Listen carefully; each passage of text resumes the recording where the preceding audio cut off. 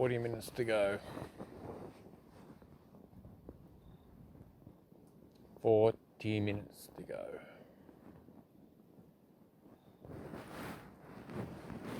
And I'll have stood here for fucking 28 hours.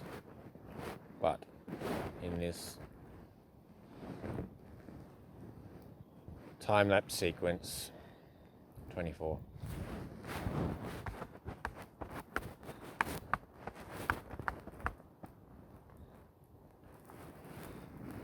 Technology was a pain. Had a battery that needed constantly charging, an LED light that failed. One thing that didn't fail was the good old campfire.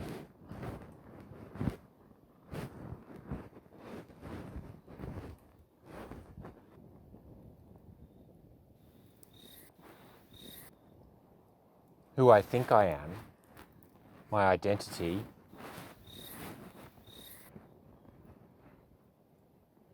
will die. My body will be recycled back into the planet.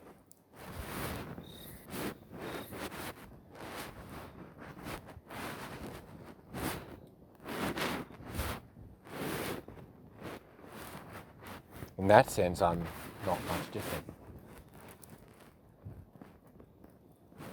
And then you're talking about mind-body separation.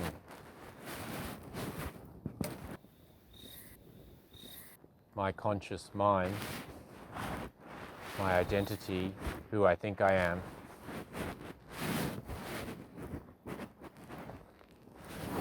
it doesn't feel like my body, although I am very much attached to my body because it hurts right now. So they are one.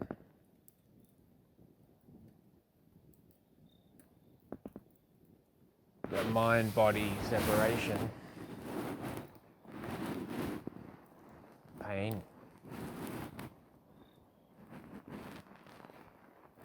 standing in one spot for 24 hours. It's physical.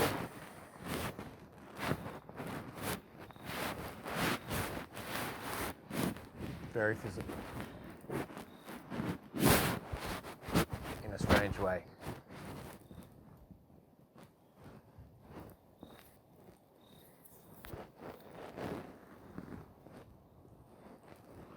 Have I learnt anything? Have I learnt anything?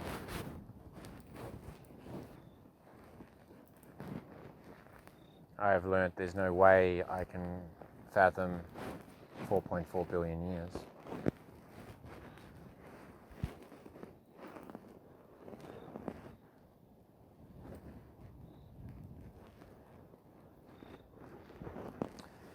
This lonely outcrop of rock in the Murchison. I look out across a vast semi-arid desert plain. Not a single light I can see.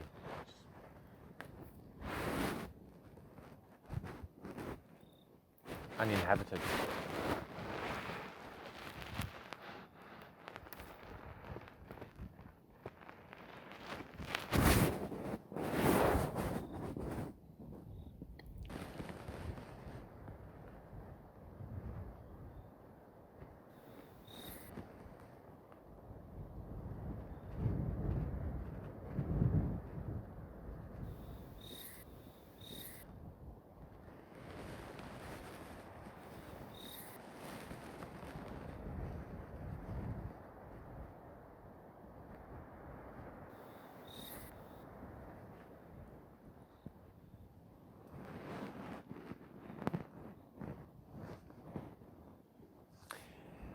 For the first 12 hours, I really just zoned out. I slowed my thinking down and my breathing down, but not in a Zen Buddhist kind of way, more in just like a vegging out, watching TV kind of way. I then enjoyed seeing wedge-tailed eagles fly by, ants walking along the ground with a flower in its mouth, or I even got bitten by a centipede. The change of light, the oppression of the midday sun,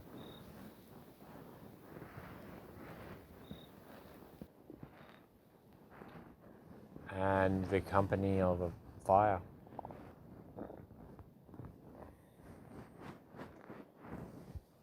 It was also a test of technology. My first attempt failed. I in fact stood in front of the zircon crystals for 28 hours. Prior to the trip, I bought a LCD lamp that was meant to last for 10 hours. It didn't. 4 hours into my first attempt, the light died in the middle of the night, and there's nothing I could do to recharge it. That night was really cold as well. And so my final 24 hours with no light, I used the method of lighting that humans have used for tens of thousands of years. I lit a fire. It also kept me warm and kept me company.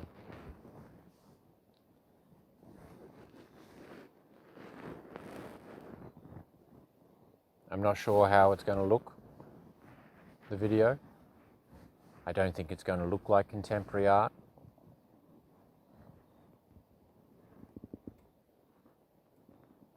But I don't really care. It's not about style.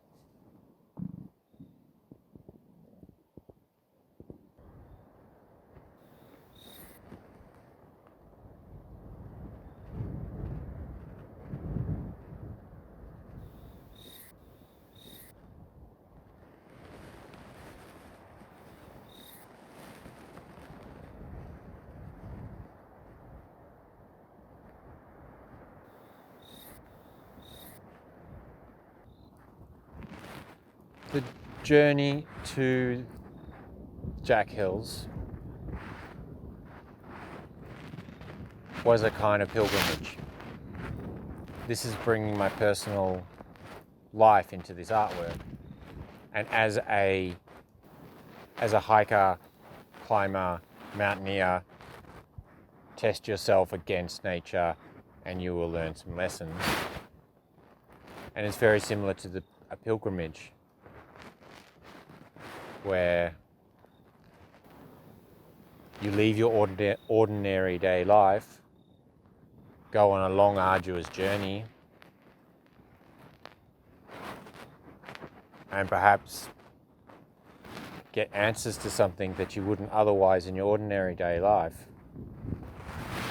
So there was two kind of pilgrimages. One was to the site in a 4-wheel drive, 1,000 k's from Perth.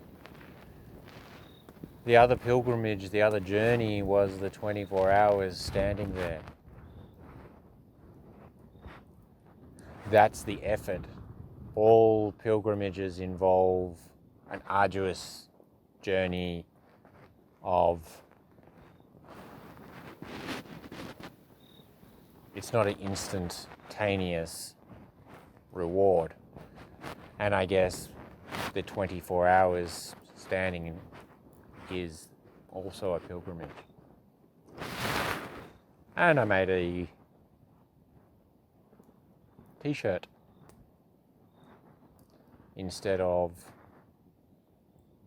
carrying a banner on the Pilgrim's Way in Great Britain, where they would carry a banner to Canterbury Cathedral or the Crusades to Jerusalem, for example. But I wore a t-shirt, and with a zircon crystal on it, and the very crystal that is dated older than any other material ever on Earth.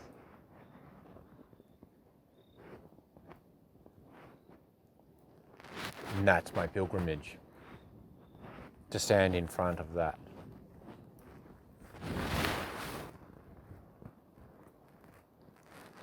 To seek answers.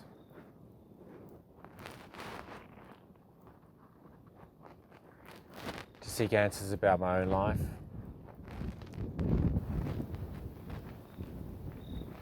Yes.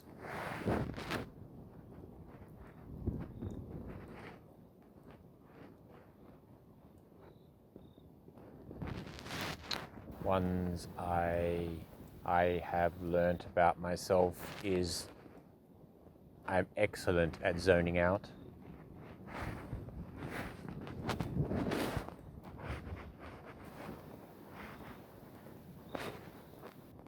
I'm great at suffering. I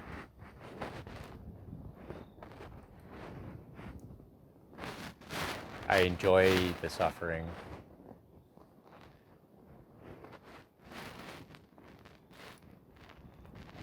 I don't know if there's a risk involved with this. I don't know if it's going to be any good.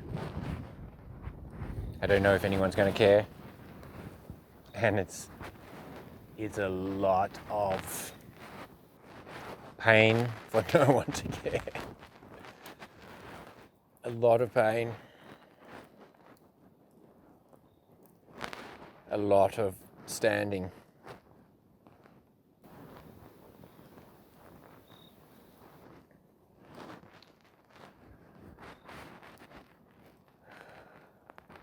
So I hope people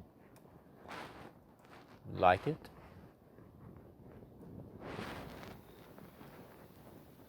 I hope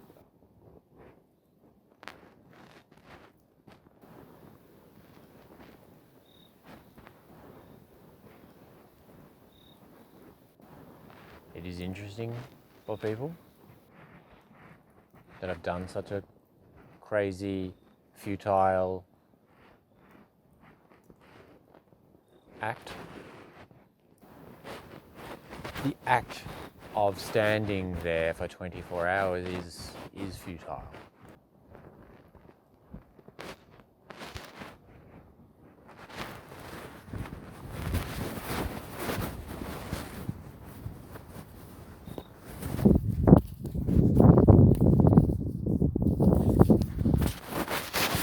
Mineral and economic.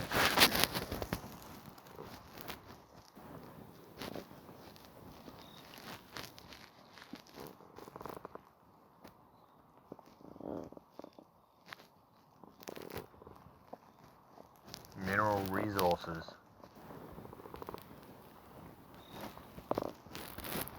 Mineral.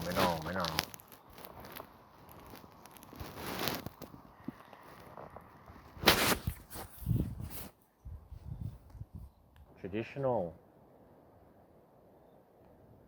forms of thought. You cannot love a rock.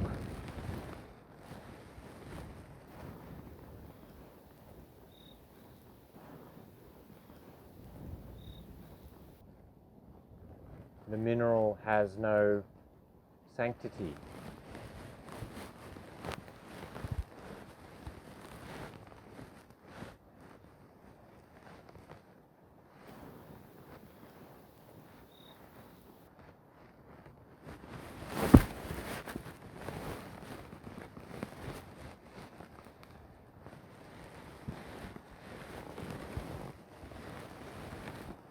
Sanctity of the rock. This outcrop has sanctity, but I imagine the original geologists also think it has sanctity, but not probably in the same way I think it has sanctity.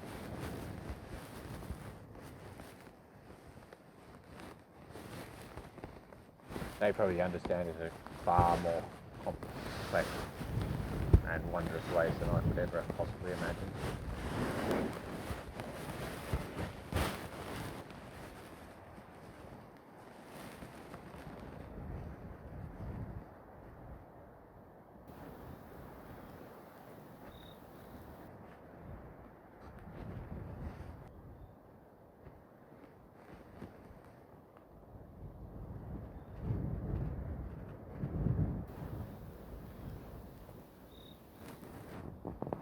While standing here, on the edge of an outcrop, looking up at the night sky,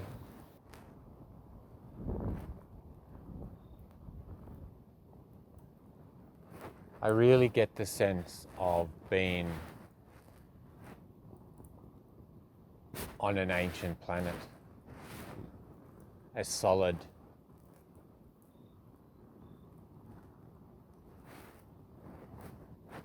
ball of rock in space, looking up at the stars. Every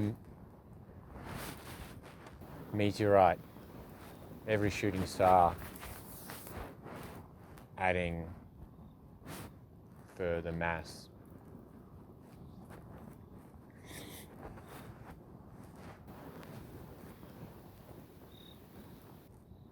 I can feel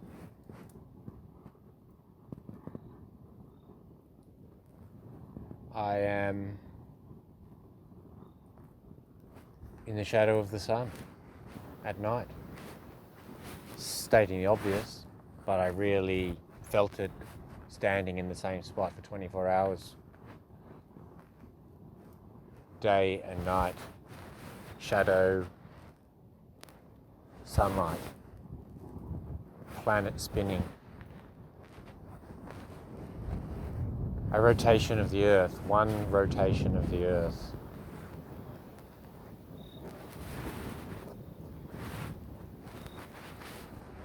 One singular rotation of the Earth.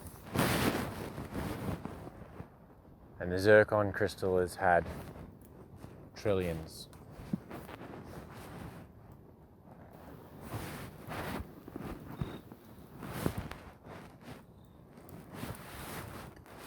Has gone through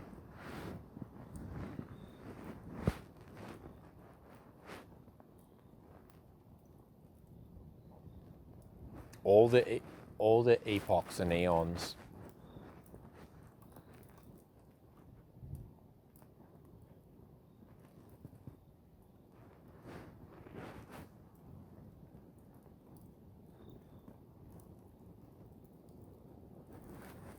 I guess I'm in good company.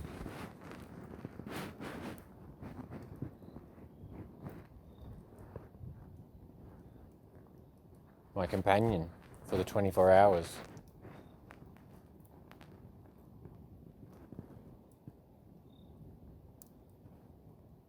I'm not sure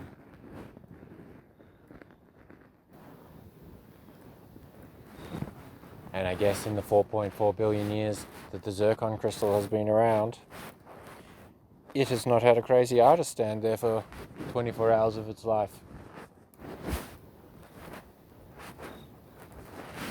And so I'm thinking I will call this work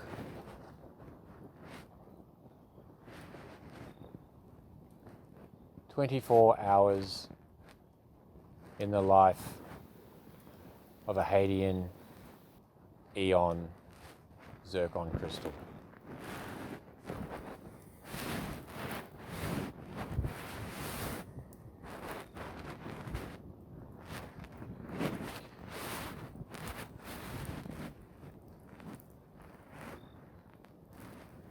It also brings up questions of my own mortality.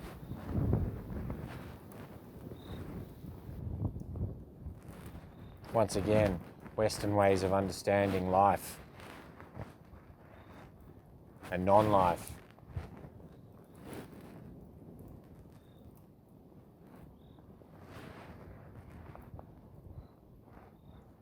Organic life. term I like, non-organic life.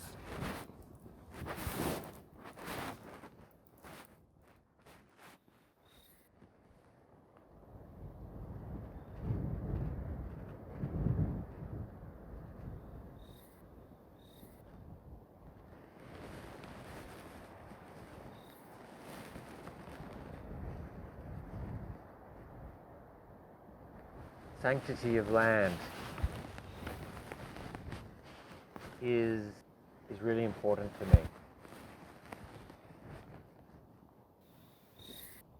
As a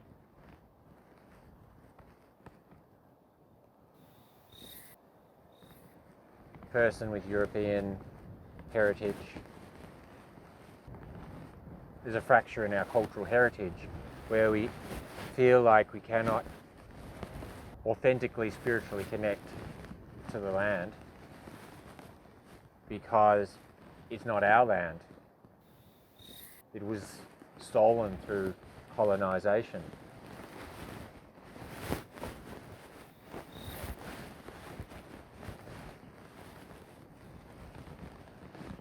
However, I want to question non-Aboriginal Australian, Euro-Australian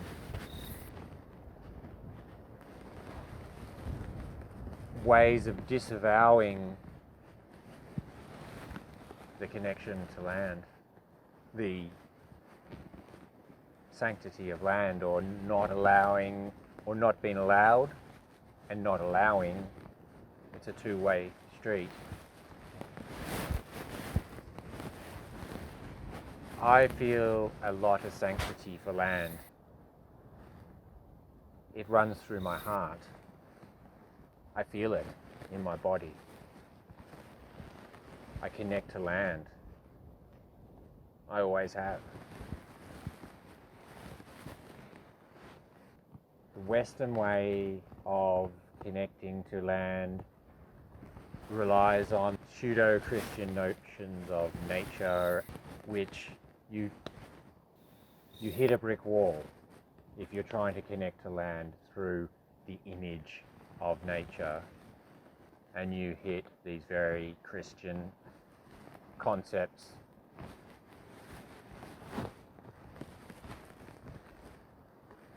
You cannot appropriate Aboriginal ways because it's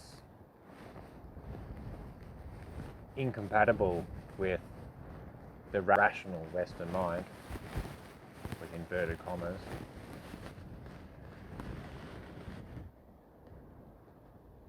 So how do you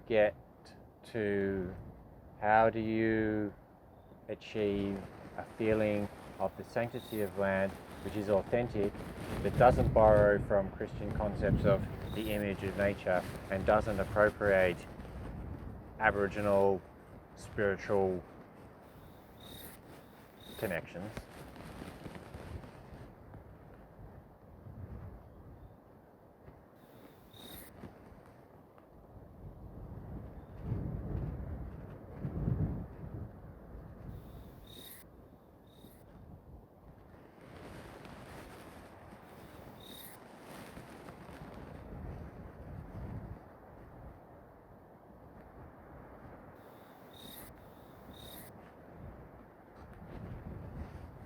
It's possibly to do with the breaking down of the nature-culture binary in Western thought, where humans are considered in a special domain on their own.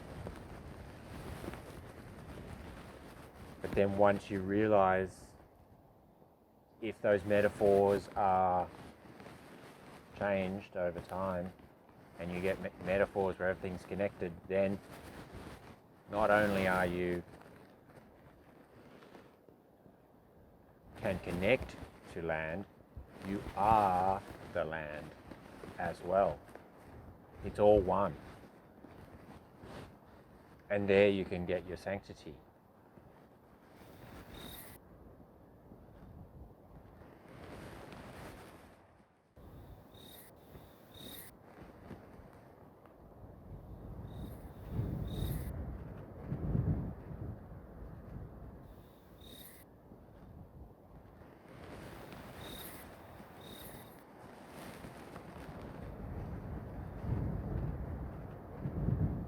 was the experience of standing in front of the zircon crystals was quite interesting. And I went through many incarnations of the experience.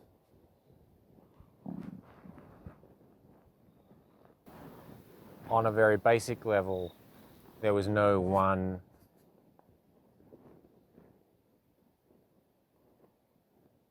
sense that took over from another. There was pain in my feet. There was my ways of coping. Visuality of the same scene for one day. Sound, temperature.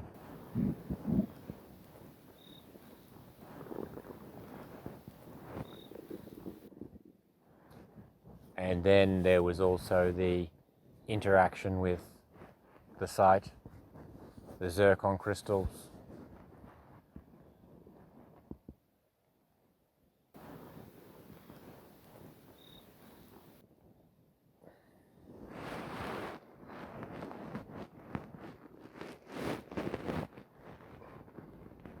One can only be in awe of their age.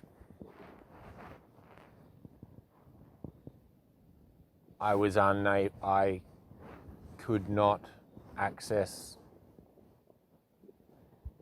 what 4.4 billion years really is. I could access what 24 hours is. For a human to stand in one spot, it's a really long time. But for a zircon crystal, it's absolutely nothing. It's a joke.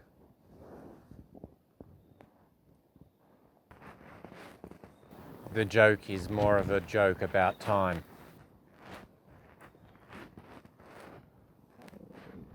Biological time versus geological time. Human time versus geological time.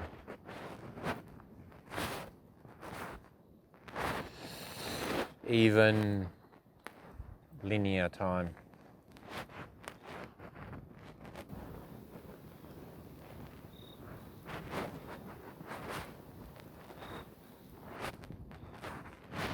It's a joke about time.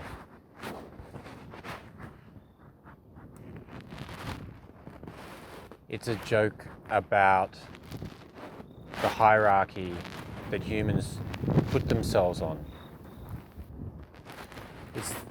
It's a joke about the Western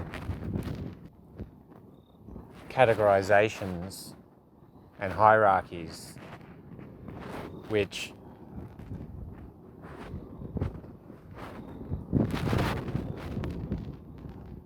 elevates humans to the top of a chain of being, with mineral at the very bottom.